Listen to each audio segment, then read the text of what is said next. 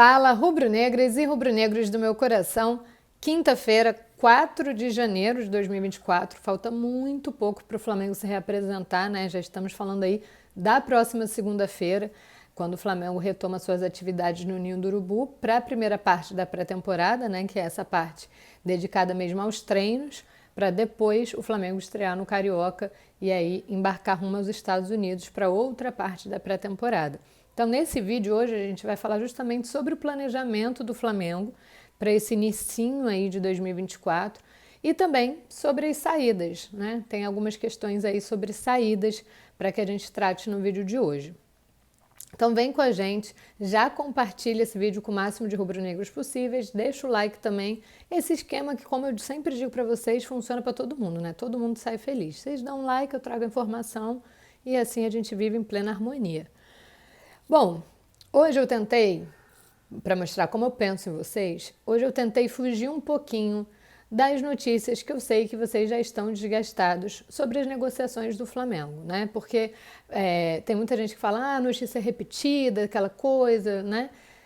Mas o fato, gente, é que o Flamengo tem encontrado alguns problemas nas suas negociações, né? E esses entraves, eles são os mesmos. Apesar de às vezes ter algum avanço, aqui numa questão salarial, um avanço ali, conseguiu um acordo com o próprio jogador, enfim. Apesar do Flamengo em alguns momentos ter avanços nessas negociações, os entraves, eles são ali os mesmos. Então acaba que fica tudo sendo meio maçante mesmo, porque é um processo de negociação, né? Então, a gente fica batendo nas mesmas teclas porque as negociações do Flamengo estão assim, elas não estão avançando o suficiente para a gente trazer coisas novas, também não estão regredindo, retrocedendo, né, a ponto do Flamengo desistir, por exemplo, assumir oficialmente que desistiu de um jogador. Então, a gente fica batendo nas mesmas teclas. E aí, hoje, eu tentei dar um foco mais sobre o planejamento mesmo para 2024 e o inevitável falar um pouco da saída dessas negociações, dessas conversas entre Flamengo e Fortaleza pelo goleiro Santos.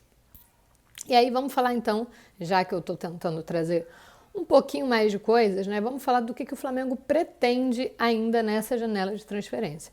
O Flamengo, ele ainda trabalha com a expectativa de anunciar 3 ou 4 reforços nessa janela de transferência, tá? A gente já falou também aí, abri os últimos vídeos, inclusive dando uma ênfase, né, que o Flamengo tem muita saída, mas só teve até agora uma chegada, né? Só tem o De La Cruz oficializado, algumas negociações, como a do Léo Ortiz, que estiveram bem próximas de um desfecho, acabaram travando. Hoje o Léo Ortiz tem uma proposta muito forte na mesa, até para uma renovação com o Bragantino. Tivemos aí nesse período também Juninho Capixaba, Matias Vinha, né? Outros jogadores que foram surgindo e esfriando ao mesmo tempo. E aí nessa de esfriou aqui, esfriou dali, problema financeiro de cá, de lá, o Flamengo só anunciou o De La Cruz, né? Não tem mais nada. E inclusive, a maior parte dos jogadores que deixaram o clube são do sistema defensivo, que ainda não tem nenhum anúncio, né? Nenhuma confirmação. O Flamengo, por exemplo, já liberou quem saiu, né, nesse período aí entre 2023 e 2024. Rodrigo Caio, Felipe Luiz, o Everton Ribeiro, que apesar de ainda não ser oficial a chegada dele no Bahia, é oficial que o contrato dele acabou, então já não é um jogador do Flamengo. Esses 3 são oficiais. Tem o Santos, que está muito perto, a gente vai falar dele, e o Thiago Maia, que também tem tido aí seus avanços para ser o novo jogador do Corinthians. Então estamos falando aí de 5 saídas, 3 confirmadas e 1 chegada. Mas o Flamengo, a nossa queridíssima Raíza Simplício, né? A galera acompanha muito ela aqui em lives na S1 Live, debate, até perguntam muito sobre ela no chat mesmo. Ela divulgou que o Flamengo trabalha aí com essa margem de 3 a 4 jogadores ainda nessa janela, tá? E aí, quais as posições? Zagueiro, um zagueiro. O Flamengo até trabalha com a possibilidade de 2 zagueiros na janela. Só que aí teria que ter uma questão muito de oportunidade do mercado mesmo, tá? Alguém com pré-contrato, já livre para assinar, empréstimo, arcando só com salário, enfim. Teria que ser uma oportunidade de mercado e algo que favorecesse o Flamengo e que ele tivesse que investir o menos possível nessa situação. Mas um zagueiro, um lateral esquerdo, até porque só tem o Ayrton Lucas de origem, né? Um meio-campista, já trabalhando aí com a possibilidade de saída do Thiago Maia. Teve o Everton Ribeiro também, né? Que seria meia.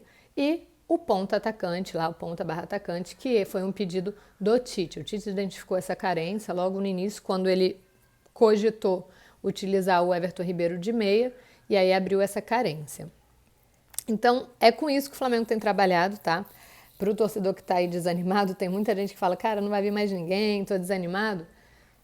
Calma, o Flamengo ainda trabalha com expectativas de anunciar alguns reforços nessa janela de transferência. E o primeiro jogo do Flamengo também é no dia 17, né? Que é quando o Flamengo vai com força máxima para estrear no Carioca. Então, apesar de já ser uma corrida contra o tempo, ainda há tempo, tá? Vamos pensar positivo.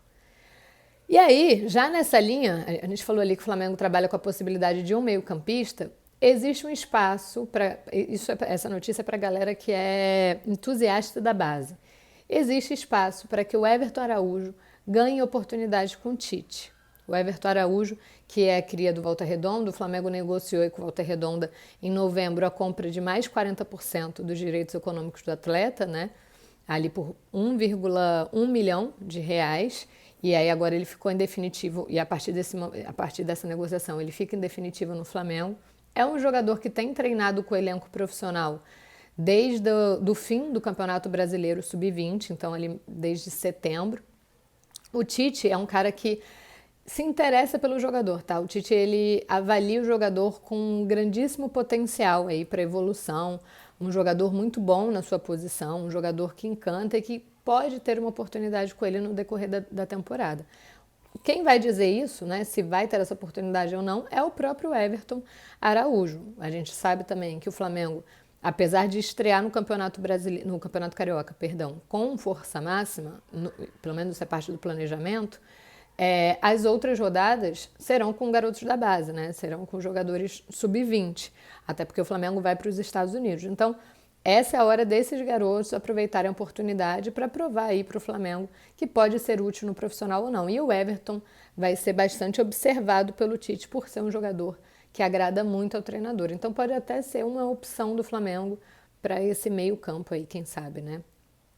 Pode ser uma das oportunidades que o Flamengo tem. Tem muita gente, quando a gente faz live, que pede para que o Flamengo use mais a sua base, aproveite mais, né? Fala até que o Tite é um cara que tem uma dificuldade. Falam não, né? O Tite, de fato, é um cara que aproveita pouco esses jogadores, mas o Everton Araújo, ao que tudo indica, terá aí oportunidades, caso se prove no decorrer desse Campeonato Carioca. Ele já atuou pelo profissional, né? Ele é um jogador, de fato, que tem ali uma atenção especial, ele é tratado como uma promessa mesmo, e o Tite reconhece isso, então pode ser que se torne um nome mais familiar para os torcedores do Flamengo no decorrer de 2024.